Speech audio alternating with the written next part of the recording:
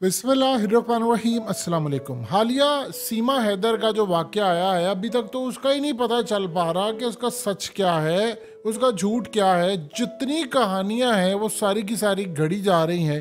भारत के अंदर तफ्तीश की गई, वो भी मामला अलग निकला। उसके बाद अंजू का वाक़या निकला कि वो भी अपने बच्चों को छोड़कर आ गई, पाकिस्तान आई है, इस्लाम कबूल कर लिया। पहले वो कहती मैंने नहीं करना। अब एक और वाक़या सामने आया है, और ये एक के बाद एक वाक़या आना, ये कोई याद रखिएगा इत्तेफाक नहीं है, बड़ा गेम प्लान है। अब भारत के अंदर वाकया सामने आया है कि लाहौर से आई हुई एक लड़की, 17 साल लड़की जो कि 18 साल की नहीं है, उसको जयपुर एयरपोर्ट पर पकड़ा गया है और रंगे हाथों पकड़ा गया। और वो क्या, पहले जरा उनकी कहानी समझ ले, उन्होंने क्या बताया और इसकी बैकग्राउंड आपको बताते हैं कि ये गेम क्या खेलने जा रहे हैं। वो कह रहे हैं कि लड़की आई और उसने आकर कहा जयपुर एयरपोर्ट पर कि मैंने लाहौर जाना है, तो आप मुझे टिकट बुक कर दें। तो उसके बाद उन्होंने उसकी तरफ देखा, उसने कहा पकड़ो इसको पकड़ो, यानी पुलिस वालों ने वहां से कहा इसको पकड़ो। दो बंदे उसके साथ है, फौरन तौर पर उसने सिक्योरिटी को अलर्ट किया और कहा कि इसको गिरफ्तार करें, क्योंकि जयपुर से कोई फ्लाइट जाती नहीं है लाहौर को। उसे पूछा गया कि तुम एक काम करो, अपना पासपोर्ट दो। उसने कहा जी मेरे पास तो कोई पासपोर्ट नहीं है। उसने कहा तुम कैसे आई हो? उसने कहा मैं 3 साल से यहाँ राजस्थान में रह रही हूँ, और मैं यहाँ पर श्रीमदपुर एरिया है वहाँ पर रह रही हूँ, ये सिकार डिस्ट्रिक्ट में है राजस्थान में, वहाँ पर मैं रह रही हूँ। और मैं अपनी आंटी के साथ आई थी लाहौर से। मेरा नाम है गज़ल परवीन मेरा नाम है, और मैं लाहौर से आई थी। अचानक उसका मोबाइल, जो कहानी उन्होंने बताई है कि मोबाइल चेक किया तो मोबाइल पर इंस्टाग्राम पर एक शख्स जिसका नाम था असलम लाहौरी ने उसे बातचीत की और दिखाया, उसकी पूरी चैट थी और बता रहा था, और उसने उसको वर्गलाया और वो पाकिस्तान आ रही थी लाहौर में उससे मिलने के लिए, और वो कहती है कि मैंने अब वापस जाना है। अब आप ज़रा अंदाज़ा कर लें कि ये सूरत हाल है कि उसके साथ आए हुए 2 लोग और थे, उनको भी गिरफ्तार कर लिया गया। उन्होंने पूछा कि पहले तो ये बताओ कि जयपुर से कोई पाकिस्तान की कोई फ्लाइट जाती नहीं है, तो तुम यहाँ पर करने के लिए क्या आई हो? और फिर ये सारी सूरत, अब ये जो कहानी है इसमें झोल देखिए कितने ज़्यादा है। देखिए सीमा का तो मामला सामने आया, उसमें भी पता चला उसका पासपोर्ट भी जाली है, इंडिया के अंदर उसको आधार कार्ड जाली बनाया हुआ है, और बहुत सारी चीज़ें जाली हैं। उसको बॉर्डर पर नेपाल के रोका नहीं गया, उसको इंडियन ऑफिसर्स ने नहीं रोका, और वो आ गई। ये तो कहानी है और इसकी तहकीकात हो रही है। फिर उसके बाद उसका नमाज का मामला, नमाज उसको भूल जाना, फिर उसको कलमा भूल जाना, फिर अचानक से उसको हिंदी आ जाना, फिर अचानक से वो कहे जी मेरी तो एज जो है वो 27 से 30 साल है, पासपोर्ट पर 20 साल है, बच्चों के भी जाली, सब जाली, कहानी ही जाली जाली जाली, दुबई जाना, फलाना जाना, यानी झोल ही झोल है, और अभी तक सच सामने नहीं आया। लेकिन इसका मामला बिल्कुल अलग है। पहली बात आप ये बताइए कि चाहे 17 साल की लड़कियां कोई भी है, भाई वो 3 साल से इंडिया में रह रही है, तो इंडिया की इंटेलिजेंस एजेंसियां झक मार रही हैं। वो आई क्या थी, वो किस वीज़े पर आई थी? बकौल इनके कि जी वो गज़ल परवीन उसका नाम है और वो पाकिस्तान लाहौर से आई है।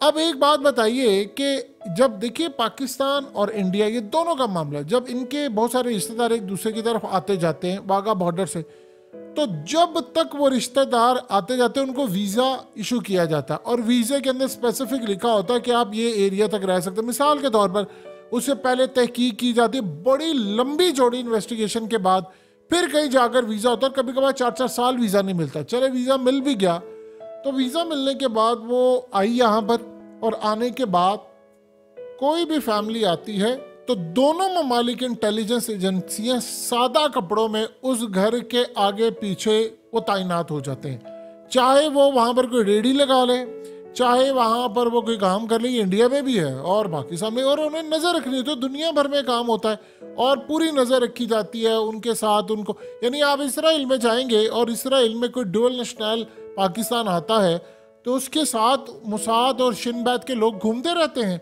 लेकिन वो आपको जाहिर नहीं होने देंगे कि वो क्या करें, आपको तंग भी नहीं करेंगे, आपकी एक्टिविटीज़ पर नज़र रखें। आप बेशक किसी क्लब में चले जाएं, डांस में चले जाएं, आप किसी लड़की के साथ बेड्स में क्यों ना जाएं, वो आपको देख रहे हैं, वॉच कर रहे हैं, उन्होंने आपको कहना अनटिल के उनको लगेगा कुछ काम करें। अब यहाँ पर गज़ल परवीन का जो मामला है, वो यहाँ पर आई है और इनको 3 साल से पता ही नहीं है कि वो यहाँ पर पाकिस्तानी रह रही है, एक चीज। फिर उसके बाद वो राजस्थान से जयपुर क्या करने के लिए आई है, और उसको नहीं पता कि जयपुर से कोई फ्लाइट नहीं जाती पाकिस्तान की, लाहौर नहीं जाती या किसी और जगह नहीं जाती, और वहां पर आकर कहती मुझे टिकट दे दे। उस बेवकूफ को नहीं पता कि भाई उसने पाकिस्तान जाना है तो उसके लिए आपको पासपोर्ट चाहिए, और पासपोर्ट चाहिए, कोई आईडी चाहिए, और 2 लोग उसके साथ आए हैं जो मुझे टिकट दे दे। ये क्या कहानी, क्या ड्रामा है कि जो समझ ना आने वाली बात है कि भाई आप चले गए और जी मुझे पाकिस्तान जाना है, मुझे फलाना जाना है। देखिए जो कहानी अब ये चल रही है उसकी बैकग्राउंड ये तो बिल्कुल ही एक अजीबो गरीब स्टोरी है, और जिसका ना कोई सर है ना कोई पैर है। और फिर एक जगह लिखा है जी फलाना हम इसको ये करेंगे, पुलिस की जानिब से बयान दिया गया जी हम ये आपको लिख कर देते हैं फलाना कि जी हम इस पर तहकीकात करेंगे, हमारी रिपोर्ट में ये लिखा हुआ है कि हम इसकी इन्वेस्टिगेशन कर रहे हैं, हम आपको लिख कर दे रहे हैं, हम ऐसा करें। कहानी का रुख क्या है, आपके वहाँ पर लड़की जा रही है, आपको पता ही नहीं है, उसने टिकट लेना है और उस लड़की को भी नहीं पता। फिर उसके अब और मज़े की बात यह है उसके इंस्टाग्राम से असलम लाहौरी, कितने लाहौर के लोग हैं जो अपने नाम के आगे लाहौरी लगाते हैं। लाहौर की आबादी 1,55,60,00,000 के करीब है। क्या लाहौर का कोई एक बंदा भी है जो असलम लाहौरी, यानी आपने बताने के लिए कि वो लाहौर का है। इस तरह कल को कोई इस्लामाबाद का बंदा इस्लामाबादी लगाएगा, कराची पता नहीं उसको क्या कहेंगे, और इसी तरह को फैसलाबादी लगाएगा, सियालकोटी लगाएगा, या रावलपिंडी वाला क्या लगाएगा। तो ये लोग अपना नाम लिखते हैं, ये नहीं लिखते असलम लाहौरी फलाना लाहौरी, ताकि हम बता दें कि जी वो कल को पता चले जी वो एक और बंदा पकड़ा गया, और मुंबई वाला, कोई दिल्ली वाला, कोई पुणे वाला, कोई फलाने वाला। ये तो कहानी किसी भी तरह से फिट बैठ ही नहीं रही। अब इसके बाद मामला क्या है कि ये क्यों ऐसे और अचानक से केसेस आ रहे हैं। एक बात आप ज़हन में रख लें, जितना मर्जी कोई कह ले, चाहे लीगल कह ले, इलीगल कह ले, जो मर्जी कह ले, ना तो सीमा का वाकया इत्तफाकन है, ना अंजू का वाकया इत्तफाकन है, ना ये परवीन गजल जो भी इसका बब उन्होंने नाम फर्जी है या रियल है, ये वाकया इत्तफाकन है। इसको आप जरा जोड़े ममता बनर्जी की गुफ्तगू के साथ। क्या उसने कहा था? ममता बनर्जी ने कहा बीजेपी एक बड़ा प्लान कर रही है, और प्लान ये है कि एक हमला उन्होंने करना है, और हमले के अंदर उन्होंने वीडियोस बना ली है और उसका इल्ज़ाम उन्होंने लगाना है, और वो उसने कहा ये पुलवामा तर्ज का होगा। अब आप एक बात बताइए, पुलवामा तर्ज का वीडियो उन्होंने कहा बना लिया, उनका वेस्ट बंगाल के अंदर ये चीज़ें होंगी। अब अचानक से अगर भारत कल को उठकर ये कह देता है कि पाकिस्तान के अंदर जो भी मामला है हम उसको नहीं देख रहे, लेकिन भारत में बड़ी इलीगल आई हुई हैं बहुत सारी लड़कियां, वो आकर पाकिस्तान के लिए काम कर रही हैं, और वो आकर यहाँ पर बड़ा कोई हमला, कोई फलाना, कोई जी दहशतगर्दी, ये पूरा नेटवर्क काम कर रहा है। तो कोई भी मुस्लिम लड़की है, चाहे वो पाकिस्तानी है कोई भी, आपने उसे शादी नहीं करनी, और आप एहतियात से रहिए, ये सारे फ्रॉड होते हैं और ये जी बड़ा गेम कर रहे हैं, ये मकसद है। अब कल को वो सीमा के बारे में उठकर उसी से कोई वीडियो दे, आप बता दें, आप तो पुलिस की तहवील में चले जाएं तो 3 घंटे के बाद आप पर इतना तशद्दुद या आपको इतना धमकाते हैं कि आप कोई भी बयान देने को तैयार हो जाते हैं। तो ये तो कोई बड़ी बात नहीं है, तो सबको पता है पाकिस्तान के अंदर क्या होता है। तो भारत के अंदर भी आप रखिए और उसके बाद उसे आप कोई भी बयान दिलवा दे तो वो देने को तैयार हो जाएगी। तो कल को अगर कोई वो वीडियो बयान देती है कि हाँ जी मैं तो जासूसी करने के लिए आई थी मेरे साथ भारत के अंदर, अभी उन्होंने 2 लोग पकड़े हैं भारत के अंदर दिल्ली से, उन्होंने कहा जी वो कनेक्शन में थे, वो उन्होंने जाली कार्ड भी बनाए हुए थे और वो नेशनैलिटी दिलवा रहे थे और बहुत सारे।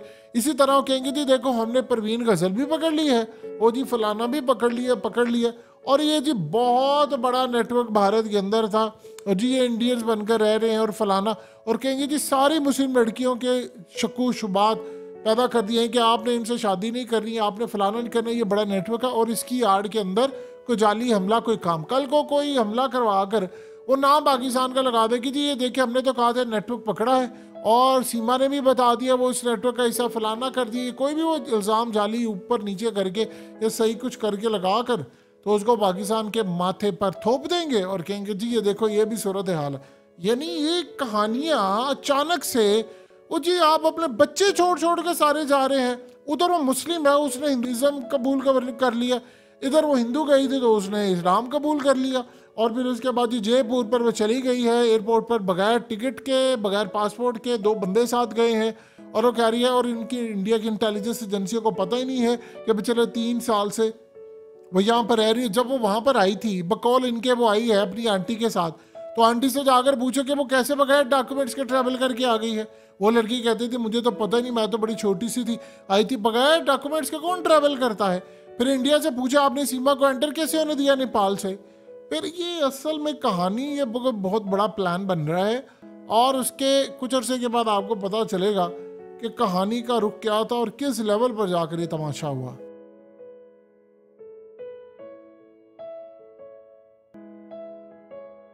हकीकत टीवी को सब्सक्राइब करना मत भूलें, वीडियो को लाइक करें, शेयर करें और कमेंट सेक्शन में अपनी राय का इजहार ज़रूर करें।